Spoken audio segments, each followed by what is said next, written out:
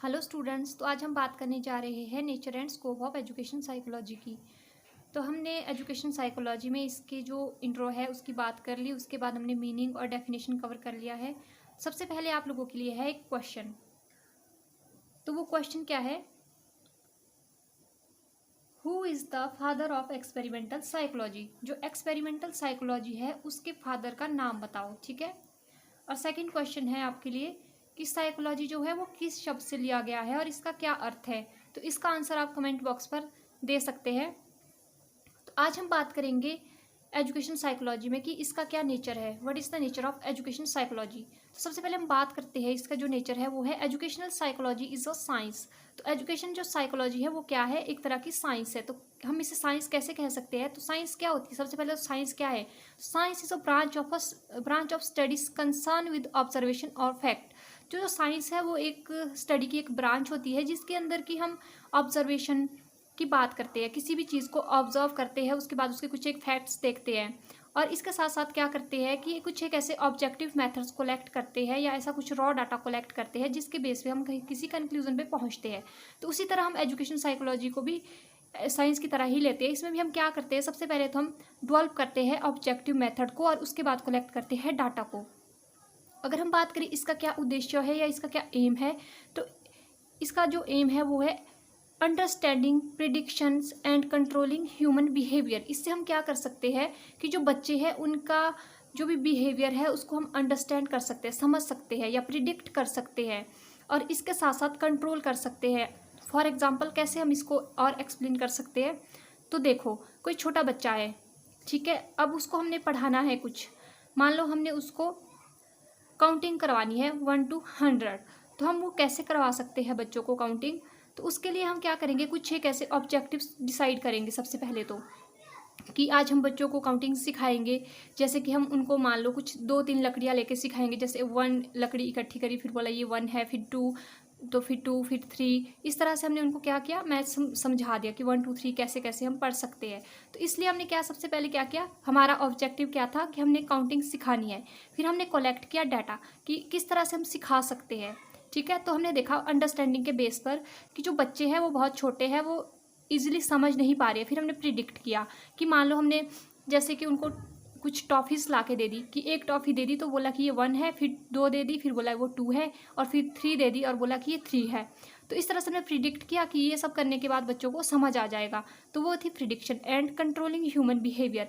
और इसके साथ साथ हम कंट्रोल कर सकते हैं उनके ह्यूमन बिहेवियर को। जैसे मान लो बच्चे बहुत शरारती होते हैं, छोटे बच्चे, तो हम कुछ ऐसा इंटरेस्टिंग मटेरियल कलेक्ट कर सकते हैं जिसके बेस पर हम उनको पढ़ा सकते हैं। तो वो ये क्या हो गया, एक तरह का साइंस हो गई। ठीक है, कि हमने क्या किया, पहले ऑब्जर्व किया, उसके बेस पर हमने कुछ एक प्रिडिक्शन ली और उसके बाद हमने कुछ एक ऐसे अप्रोप्रिएट मटेरियल कलेक्ट किया और जिसके थ्रू बच्चे इजीली समझ सके उस चीज़ को। ठीक है। तो नेक्स्ट अगर हम बात करें इसके सेकंड नेचर की, तो सेकंड नेचर इसका क्या है कि नेचुरल साइंस। ठीक है, ये क्या है, एक तरह से हमारी नेचुरल साइंस है। तो जो नेचुरल साइंस या जो बायोलॉजिस्ट होते हैं वो क्या करते हैं, किसी भी प्रॉब्लम को इन्वेस्टिगेट करते हैं, फिर गैदर करते हैं उससे रिलेटेड डाटा को और फिर एक कंक्लूजन तक पहुंचते हैं।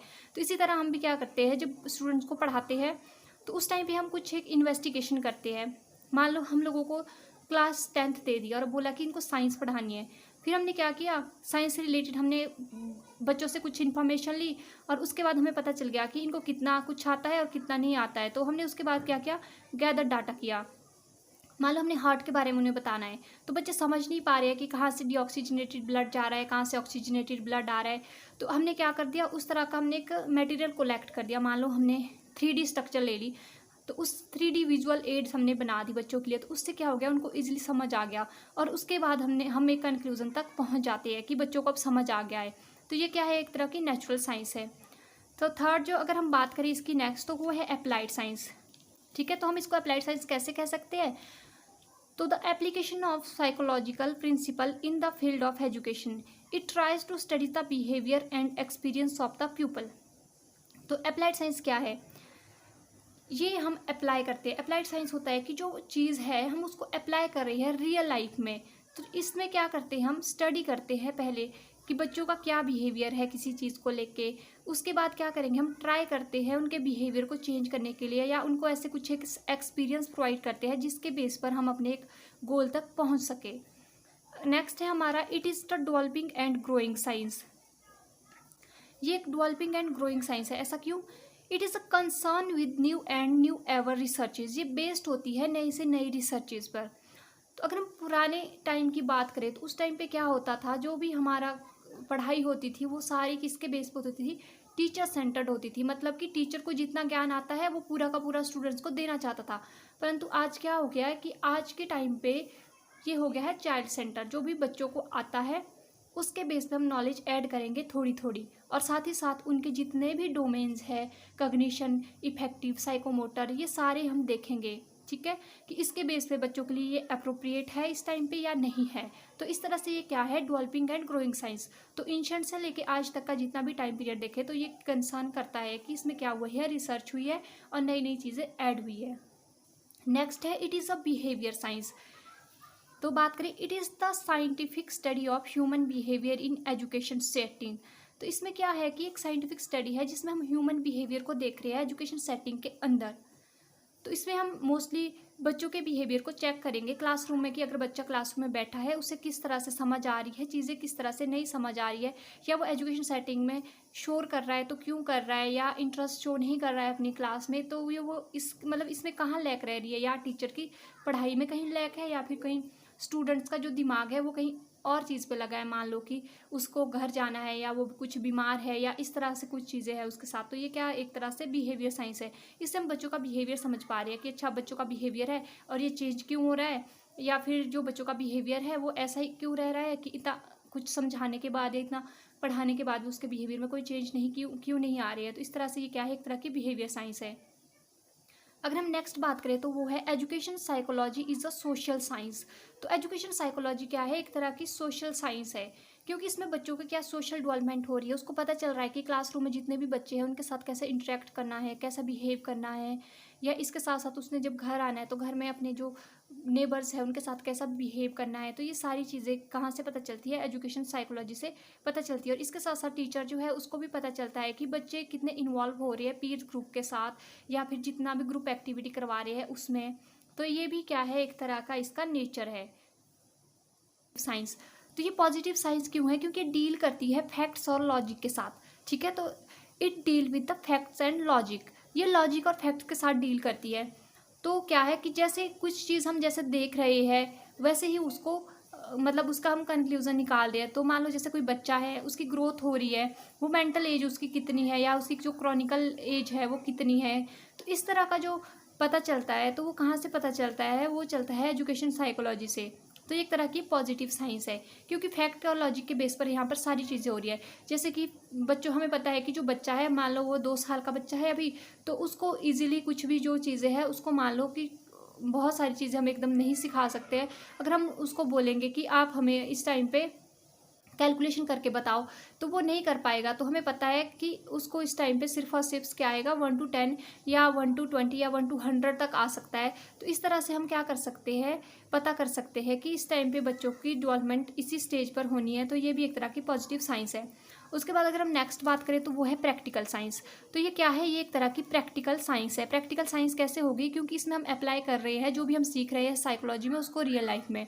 नेक्स्ट है स्पेसिफिक साइंस। तो ये एक तरह की स्पेसिफिक साइंस है, क्योंकि ये एक पर्टिकुलर फील्ड पे लग रही है। स्पेसिफिक होती है जैसे कि एक पर्टिकुलर जो है हमारा मतलब बच्चों को जैसे कि हमने पढ़ाना है, तो ये मतलब हमारे एकेडमिक जो हमारा सेशन है या जो हमारा एकेडमिक एरिया है वहाँ पर ही ये अप्लाई हो रही है। तो एक तरह से क्या है? ये एक तरह की स्पेसिफिक साइंस है।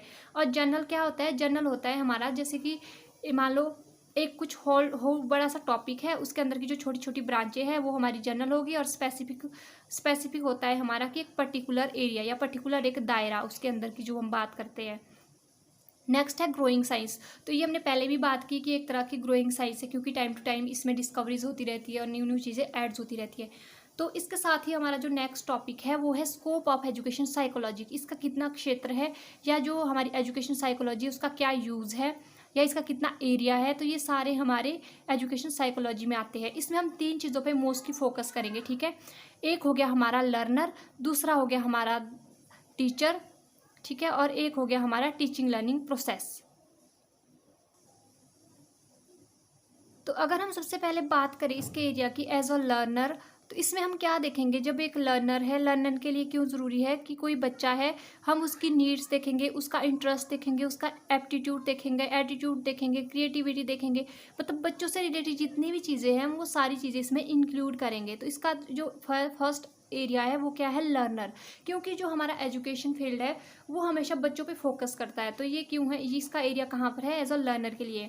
द लर्निंग प्रोसेस, इसमें हम देखेंगे कि जो लर्निंग प्रोसेस है वो कैसा चल रहा है, मतलब बच्चे कितना इन्वॉल्व हो रहे हैं, कितना इंटरेक्शन हो रहा है स्टूडेंट्स और जो टीचर है उनके बीच में, या बच्चे कितने एक्टिव है इस टाइम पे पढ़ने के लिए, वो सारी चीज़ें क्या होती है हमारी एजुकेशन साइकोलॉजी में आती है। तो यहाँ पर भी इसका क्या होता है, दायरा बढ़ जाता है।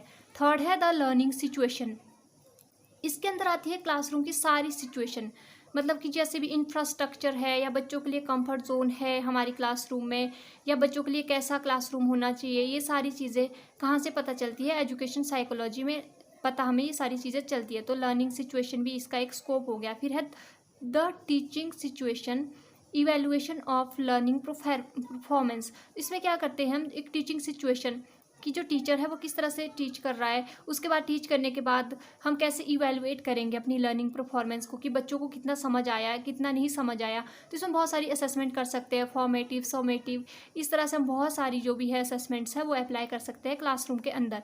तो ये भी कहाँ से पता चलता है, एजुकेशन साइकोलॉजी से पता चलता है कि किस टाइम पे किस तरह की इवैल्यूएशन करनी है बच्चों के ऊपर, ठीक है। फिर है द टीचर, और टीचर के लिए भी क्या होता है, टीचर का दायरा होता है, टीचर को अंडरस्टैंडिंग हो जाती है बच्चों के मेंटल एज की, बच्चों की ग्रोथ की, और इसके साथ साथ वो बच्चों को अंडरस्टैंड कर सकता है कि बच्चों में चाइल्डहुड से लेके एडोलेसेंस तक कितने चेंजेस आ रहे हैं। ये सारा हमें कहाँ से पता चलता है, एजुकेशन साइकोलॉजी में। तो इसमें मेन तीन ही है, लर्नर, टीचर और लर्निंग सिचुएशन या क्लासरूम। और इसके अलावा अगर हम और बात करें इसके स्कोप की, तो वो है बिहेवियर। बिहेवियर में कैसे इसका स्कोप है, क्योंकि ये बिहेवियर साइंस है। तो इसमें क्या होगा कि बच्चों के बिहेवियर को हम देखेंगे कि हमने कुछ एक गोल बनाए होते हैं, तो हम एंड में चेक करेंगे कि ये गोल हमारे फुलफिल हुए हैं या नहीं हुए हैं, या जो बच्चे हैं उनके बिहेवियर में कितना चेंज आया है। नेक्स्ट है ग्रोथ एंड डेवलपमेंट, तो ये क्या एक तरह की ग्रोथ एंड डेवलपमेंट है।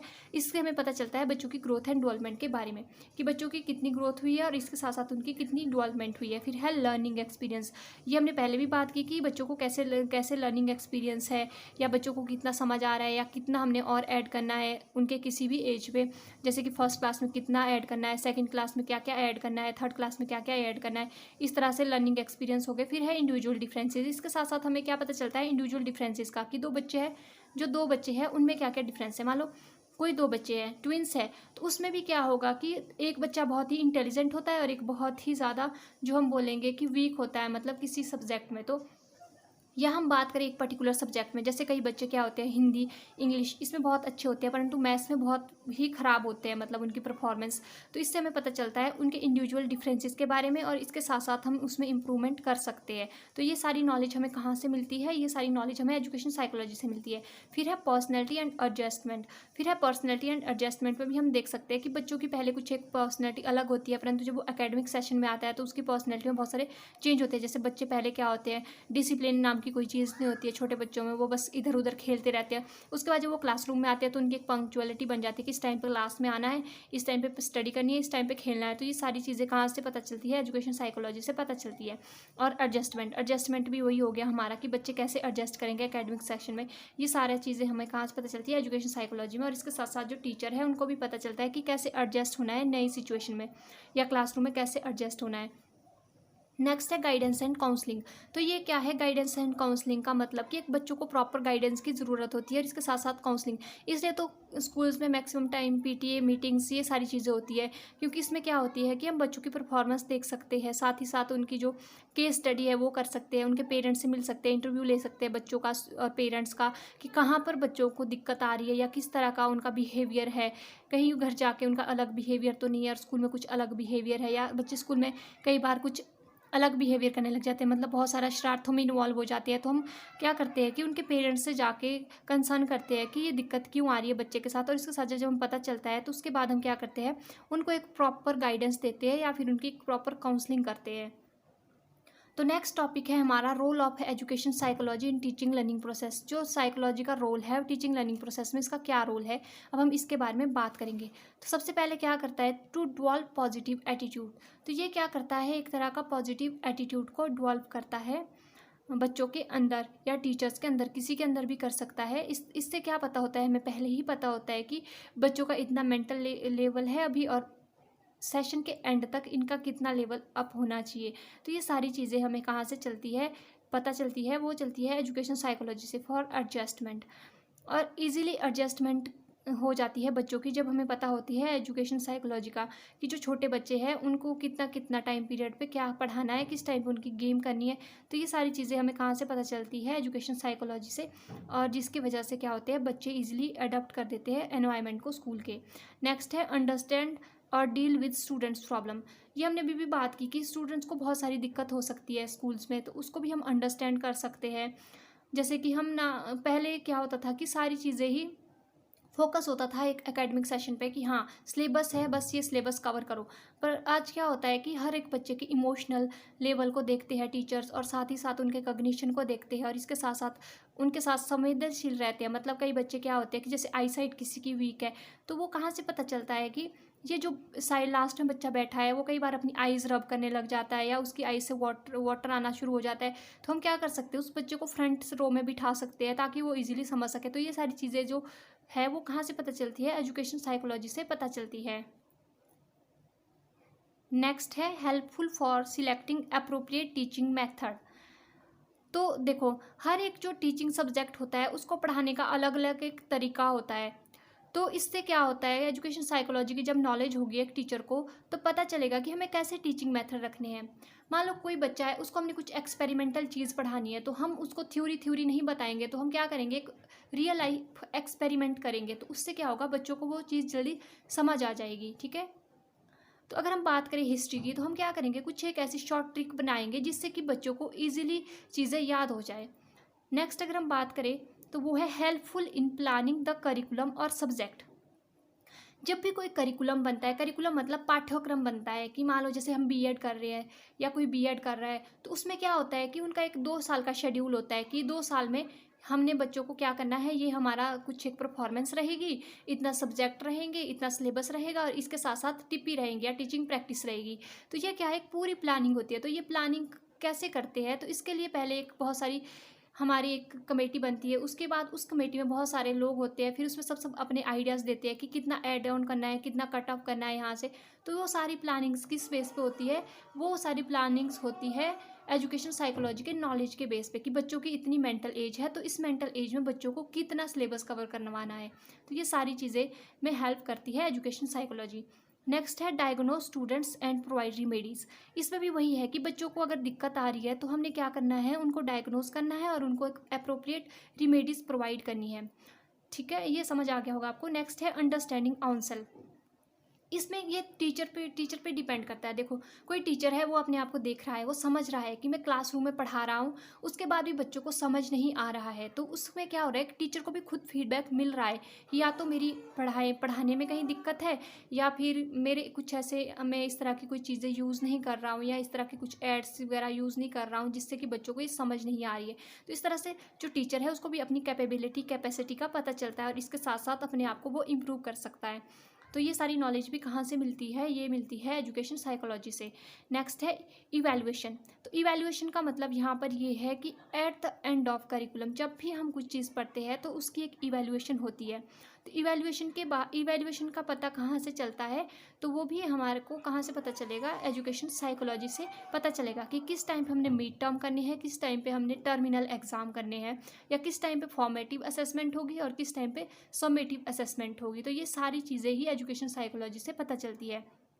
नेक्स्ट है रिसर्च और अप टू डेट। इसमें क्या है कि रिसर्च और अप टू डेट का मतलब है यहाँ पर जो एक टीचर है उसको हमेशा ही अप टू डेट रहना पड़ता है, और क्योंकि नई नई खोजें होती रहती है तो वो सारी नई नई चीज़ें ऐड ऑन होती रहती है। और टीचिंग लर्निंग प्रोसेस एक ऐसा प्रोसेस है जहाँ पर एक टीचर हमेशा कुछ ना कुछ सीखता रहता है थ्रू आउट लाइफ। तो इस तरह से क्या होता है, एजुकेशन साइकोलॉजी से ये भी पता चलता है कि क्या है, टीचर को अप टू डेट रहना चाहिए और इसके साथ साथ नई नई चीज़ें बच्चों को बतानी चाहिए। और लास्ट है डील विद लर्निंग सिचुएशन। और लर्निंग सिचुएशन का मतलब है कि जो क्लासरूम में बहुत सारी लर्निंग ऐसी सिचुएशन बन जाती है जहाँ पर बच्चों को समझ नहीं आता है, या कई बार पे कुछ बच्चे बहुत ही अजीब हरकतें क्लास में करने लग जाते हैं, तो उस टाइम पे टीचर को पेशेंस दिखाना पड़ता है, और इसके साथ साथ ही अपने जो इमोशन है उनको कंट्रोल करना पड़ता है। तो इस तरह की जो भी लर्निंग सिचुएशन है उसके साथ डील करना एक टीचर को आना चाहिए। ये भी पता कहाँ से चलता है, एजुकेशन साइकोलॉजी से हमें पता चलता है। तो इसी के साथ हमारा जो फर्स्ट यूनिट का फर्स्ट टॉपिक है वो कंप्लीट होता है। तो हम नेक्स्ट बात करेंगे नेक्स्ट टॉपिक में। तो मिलते हैं जल्द ही नेक्स्ट वीडियो में। आई होप आपको यहाँ तक समझ आ गया हो। अगर आपको ये वीडियो अच्छी लगी हो तो लाइक करें, शेयर करें अपने फ्रेंड्स के साथ।